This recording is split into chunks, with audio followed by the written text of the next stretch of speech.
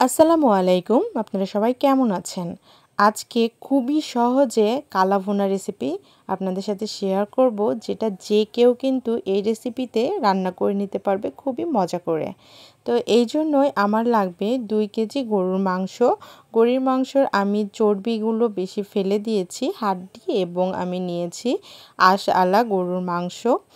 তো এই যে আমার মাংসগুলো সব আমি সুন্দর করে ধুয়ে পরিষ্কার করে নিয়ে নিয়েছি। এর মধ্যে দিয়ে দিলাম 1 কাপ পেঁয়াজ কুচি। আমি আদা রসুন বাটা মিলে 3 চা চামচ দিয়েছি। সয়া সস দিয়েছি হাফ কাপ। দিয়ে দিচ্ছি পরিমাণ মতো লবণ, আর দিয়ে দিচ্ছি কালা ভুনার মশলা। আমি সবসময় মশলা ছাড়াই করে থাকি, তবে দেখলাম ঘরে যেহেতু একটা মশলার প্যাকেট আছে, অনেকেই কিন্তু মশলা দিয়ে করতে চায় না, মশলা অনেক সময় ঝামেলা মনে হয়। তো যারা ঝামেলা মনে করেন, এরকম একটা প্যাকেট কিনে এইভাবে কিন্তু খুবই সহজে কালা ভুনা করে নিতে পারেন। তো এক প্যাকেটের মধ্যে 2টা ছোট ছোট প্যাকেট থাকে, একটা বড় প্যাকেট মশলা, একটা ছোট প্যাকেট মশলা। বড় প্যাকেট মশলার জন্য 2 কেজি মাংস প্রযোজ্য। যদি আপনার 1 কেজি মাংস হয়, তাহলে বড় মশলার প্যাকেটটির হাফটা দিয়ে দেবেন এবং হাফটা রেখে দেবেন, না হলে কিন্তু মাংসের টেস্টটাই নষ্ট হয়ে যাবে। তো আমি মশলার প্যাকেটটি পুরোই দিয়ে দিয়েছি, যেহেতু আমার 2 কেজি গরুর মাংস। মশলাটি দেওয়ার পরে দিয়ে দিয়েছি সরিষার তেল। কালা ভুনাতে কিন্তু অবশ্যই সরিষার তেলটি ইউজ করার চেষ্টা করবেন, তাহলেই কিন্তু কালা ভুনার আসল স্বাদটা বুঝতে পারবেন। তারপরে সব মশলা দেওয়া শেষ, এবার হাত দিয়ে একটু মেরিনেট করে নিচ্ছি। নিয়ে 5 মিনিট বা 10 মিনিট রেস্টে রেখে দেবেন। যদি হাতে সময় না থাকে, তাহলে কিন্তু ইনস্ট্যান্টই রান্না করে নিতে পারবেন। তো মাখানো শেষ, এবার একটু ঢাকনা দিয়ে ঢেকে আমি 5 মিনিট রেস্টে রেখে দেব। 5 মিনিট পরে আমি চুলা ধরিয়ে দিয়েছি এবং সেদ্ধ না হওয়া পর্যন্ত এটা মাঝে মাঝে নেড়ে দেব। আর বন্ধুরা, আমার রেসিপিগুলো যদি ভালো লাগে, তাহলে অবশ্যই আমার চ্যানেলটি সাবস্ক্রাইব করবেন এবং ফেসবুক পেজ থেকে দেখলে ফলো দিয়ে দেবেন। আর লাইক কমেন্ট করতেও একদমই ভুলবেন না। তো আমি ঢাকনাটা খুলে খুলে বেশ কয়েকবার নেড়ে চেড়ে দিয়েছি। অবশ্যই খেয়াল করবেন যেন তলাতে মশলা লেগে না যায়।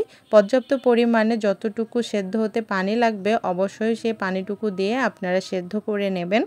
যে পর্যন্ত না সেদ্ধ হয়, সে পর্যন্ত রান্না করতে হবে। আর অবশ্যই 90% সেদ্ধ করবেন, 100% না। 100% করলে কিন্তু পরবর্তীতে ভেঙে ভেঙে যাবে। তো আমি এখন একটা বাগারের প্রিপারেশন নিয়েছি। এই জন্য আমি চুলাতে দিয়েছি সরিষার তেল, দিয়েছি হাফ কাপ পেঁয়াজ কুচি, 1 টেবিল চামচ আদা কুচি, 1 টেবিল চামচ রসুন কুচি, আর 4টে শুকনা মরিচ দিয়ে এটা সুন্দর গোল্ডেন ব্রাউন কালার করে ভেজে নেব। তা আমি প্রথমে যে পেঁয়াজ এবং রসুন দিয়েছি, এটা আমার স্কিপ হয়ে গেছে, বুঝতে পারি নাই, কারণ ভিডিও অন করতেই ভুলে গেছিলাম। তো যাই হোক, তারপরে এই যে দেখুন সুন্দর লাল লাল করে ভেজে নেওয়া হয়ে গেছে। এবারে আমার যে সেদ্ধ করে রাখা মাংসটা আছে, সেটা কিন্তু আমি দিয়ে দেব।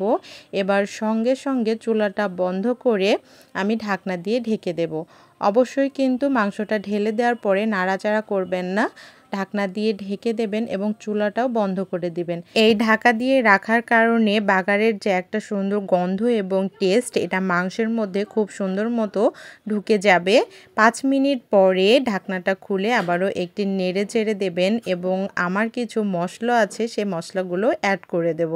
সেটা হচ্ছে একটু লবণ লাগবে, এই জন্য স্বাদ মতো আর একটু লবণ দিয়ে দিচ্ছি।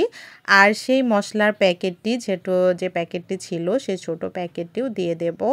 আর দিয়ে দেব আমি কিছু কিউব কিউব করে একটু বড় সাইজের করে কেটে রাখা পেঁয়াজটা দিয়ে এখন অবশ্যই এই সময় কিন্তু চুলার হিটটা লো হিটে রাখবেন এবং একটু সময় নিয়ে ভাজতে থাকবেন।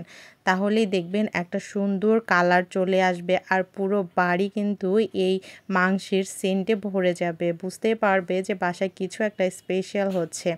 আর হ্যাঁ, প্যাকেটের গায়ে কিন্তু লেখা থাকে soya sauce, tomato sauce, chilli sauce, এগুলো লেখা থাকে। মাংস কিন্তু একটু ঝালঝালি ভালো লাগে, আপনারা চাইলে টমেটো সস ইউজ করতে পারেন। তবে যদি যারা একটু ঝাল ঝাল পছন্দ করেন, নাও ইউজ করতে পারেন, এতে করে কিন্তু একটু মিষ্টি মিষ্টি হয়ে যায়। আমি কিন্তু 2 রকমভাবে বলে দিলাম। তো নাড়তে নাড়তে এক পর্যায়ে কিন্তু আপনার ছলনি থেকে মশলা একদমই ছেড়ে যাবে এবং মাংসগুলো সুন্দর ভাজা ভাজা হয়ে যাবে, তেলও ছেড়ে দেবে। তখন বুঝতে পারবেন আপনার কিন্তু কালাভুনা একদমই পারফেক্টলি রেডি হয়ে গেছে। এখন শুধু পরিবেশন করার পালা। আর দেখুন কতটা সুন্দর মতো আমার কালাভুনার কালারও এসেছে এবং মাশাআল্লাহ এত সুন্দর টেস্ট হয়েছিল খেতে। আর এই যে আমার কালাভুনা একদমই রেডি। আশা করি আপনাদের ভালো লেগেছে।